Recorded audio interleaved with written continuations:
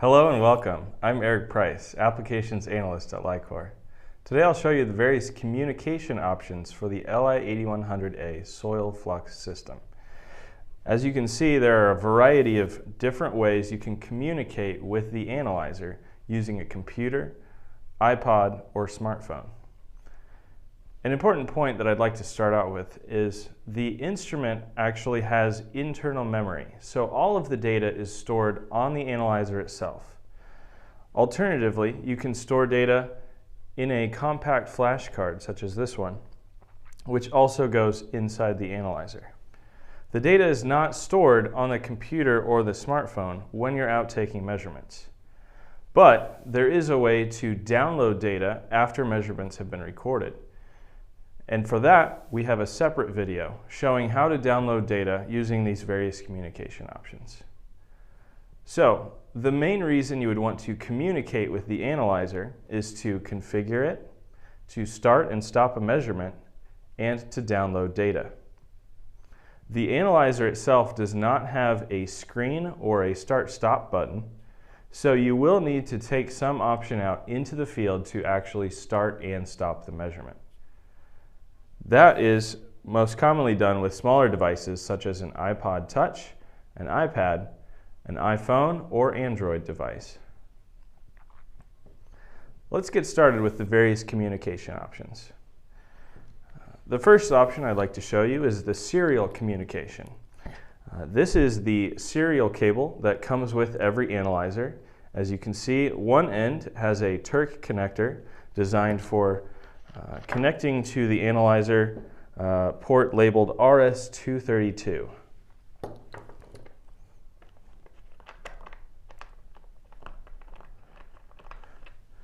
The other end of the cable is a 9-pin serial cable that can connect to a computer. Most computers nowadays do not have serial ports, so you might need a USB to serial adapter, such as this one. This particular adapter comes with every analyzer as well. We recommend using this adapter if you can, because we have found that some third-party USB adapters do not accurately transmit all of the data from the analyzer to the computer or from the computer to the analyzer. In general, Belkin or Keyspan adapters work well, but we highly recommend using one with an FTDI chipset, such as this one. The adapter will connect to the serial cable like this, and then you will plug in the USB adapter to your computer.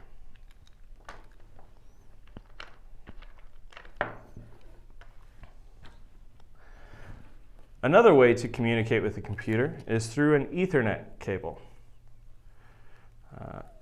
The Ethernet cable will have a RJ45 connector on one end. This is for connecting to your computer or to a network. And the other end has a Turk connector, again designed to connect with the analyzer. There is a port on the end labeled Ethernet, and that's where you'll connect it.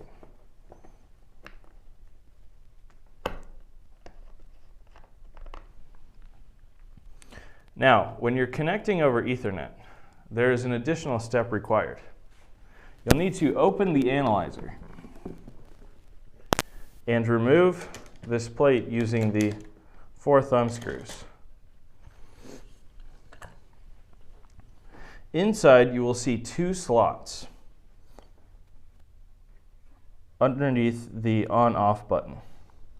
These can be used to connect compact flash devices for loading and storing a lot more data than the analyzer can store by itself.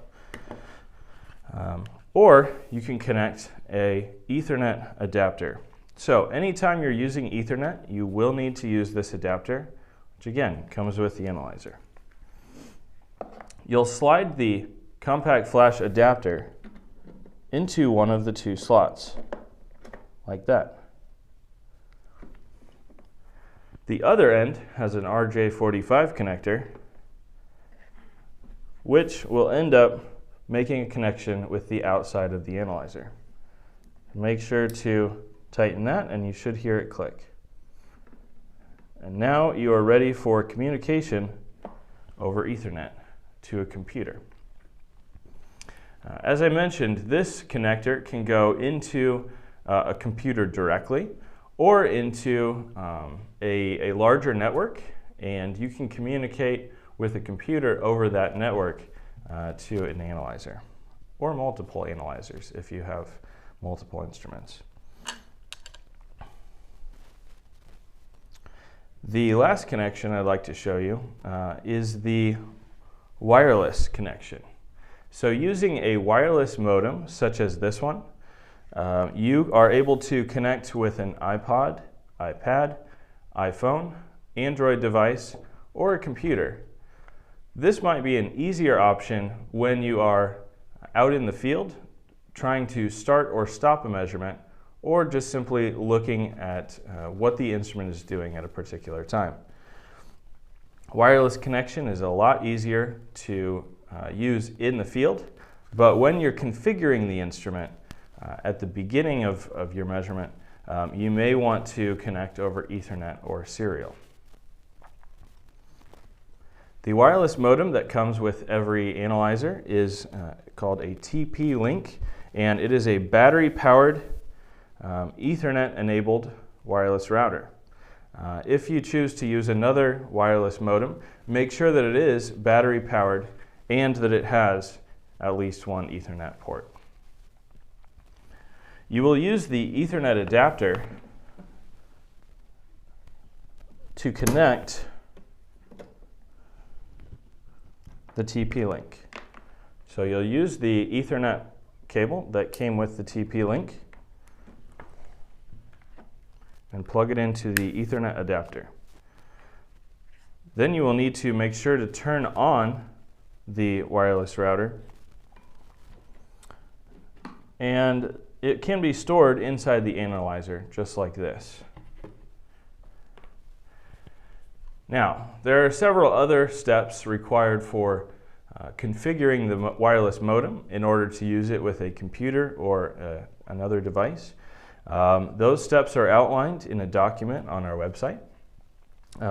The first time you go to use it, you will have to go through a series of steps to configure the modem itself. So be aware of that, and once you've done those steps, then it should be much easier to connect with the analyzer out in the field. These are the various communication options for interfacing with the LI-8100A. You have a serial connection, an Ethernet connection, and a wireless connection. When you are going to first configure the instrument for making measurements, it's easiest to communicate over serial or Ethernet with the computer. But when you're actually out in the field making measurements, the best way to start and stop a measurement is through the wireless device, using an iPod or iPhone or Android device. The steps for configuring your computer or device are also outlined in a document on our website. The manual also has a lot of information on how to configure this communication setup. And as always, if you have any questions, please feel free to contact us.